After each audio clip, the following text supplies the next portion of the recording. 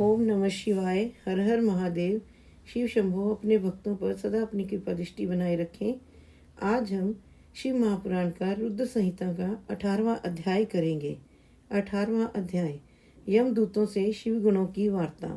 ब्रह्मा जी ने कहा, हे नारद, जब यह समाचार दीक्षित के पुत्र को मिला तो वह गृह त्याग कर कहीं दूर जाकर अपने भविष्य की चिंता करने लगा। कभी माता की ममता का स्मरण, कभी पिता की धर्मज्ञता और कभी अपनी मूर्खता पर पश्चाताप करने लगा। निदान भूख प्यास से पीड़ित संध्या का समय एक शिव मंदिर के पास जाकर बैठ गया, जहाँ शिवरात्रि के व्रत में शिवजी के पूजन हेतु सब परिवार समस्त सामग्रियों से युक्त होकर आया। जब वह सब प्रकार की शिव की पूजा कर चुके और घर से लाए हुए पकवान आदि उन पर चढ़ा चुके, तब भूख से पीड़ित यज्ञदत्त का पुत्र उसे कैसे ग्रहण करे, इसके लिए वह मंदिर की आड़ में छिपकर सब देखता रहा।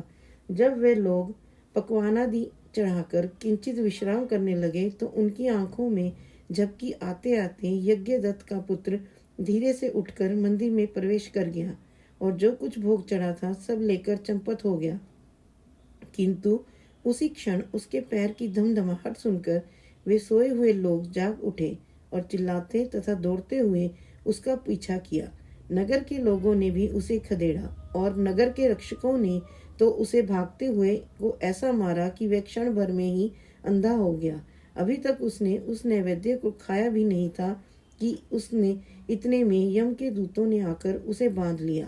परंतु ज्यों ही वे उसे ले जाना चाहते थे कि वे दिव्य विमान पर बैठे हुए शूलधारी शिवजी की पार्षद भी उसे लेने के लिए वहां आ गए और बोली, हे यमराज के गणों, इस पर धर्मात्मा ब्राह्मण को छोड़ दो, क्योंकि इसमें कोई पाप शेष नहीं रहा। यम के दूतों ने शिवजी के पार्षदों को नमस्कार कर कहा, नहीं, आप नहीं जानते, ये बड़ा पापी और अपने धर्म कर्म से नष्ट, कुल के आचार से हीन, अपने पिता का बड़ा शत्रु है। यह देखो, इसने शिवजी का निर्माल्य भी चुराया है। शिव निर्माल्य के भक्षक और उल्लंघन करने वाले को तो छूने से भी पाप लगता है, परंतु धर्म में जैसी जानकारी आप सबको है वैसी हम सबको नहीं है। अतएव यदि इसमें कुछ धर्म का लेश हो तो हमें भी सुनाइए। तब शिवजी के किंकर उन पार्षदों ने कहा कि हे यमदूतों, इस यज्ञदत्त के पुत्र ने जहाँ बहुत से पाप किए हैं, वहीं इसने पाप रहित धर्म भी किए हैं। जैसे लिंग के सिर पर गिरती हुई दीपक की छाया को इसने निवारण किया और रात्रि में इसने अपना वस्त्र फाड़कर दीपक में बत्ती डाली।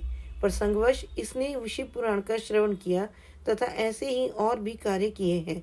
व्रत रहकर इसने शिवजी की पूजा का दर्शन किया, स्थिर चित्त से द्वार पर बैठा रहा और इस कारण यह अभी हमारे साथ शिवलोक को जाएगा और कुछ दिन तक वहां रहेगा। फिर पाप रहित होकर यह कलिंग देश का राजा होगा, क्योंकि यह ब्राह्मण श्रेष्ठ निश्चय ही शिव का प्रिय है। तुम लोग प्रसन्न हो अपने लोक को जाओ। ब्रह्मा जी कहते हैं कि यह सुनकर यम के दूत जहाँ से आए थे वहीं अपने लोक को चले गए। यह सब समाचार यमदेव ने कहा। यमराज ने भी हर्ष से उनकी बात स्वीकार की। फिर तो उन यमदूतों ने छुड़ाया गया वह ब्राह्मण शिवगणों द्वारा शिवलोक को गया और वहां शिव पार्वती की सेवा से लौटकर कलिंग देश का राजा हुआ। वहां उसका नाम अरिंदम पड़ा। उसने अपने राज्य में शिव भक्ति का अच्छा प्रचार और प्रसार किया और शिव मंदिर में रत्नों के दीपक जलाते रहने से वह अलकापति हुआ। शिवजी की थोड़ी सी सेवा बहुत फलदायक हुई। यज्ञदत्त के पुत्र गुणनिधि का ये चरित्र जो सुनेगा, उनकी सब मनोकामनाएं पूर्ण होंगी और उसे बड़ा संतोष प्राप्त होगा। हे ऋषियों, अब जिस प्रकार देवताओं के शिरमोर शिवजी ने कुबेर से मित्रता की वह आख्यान भी सुनो।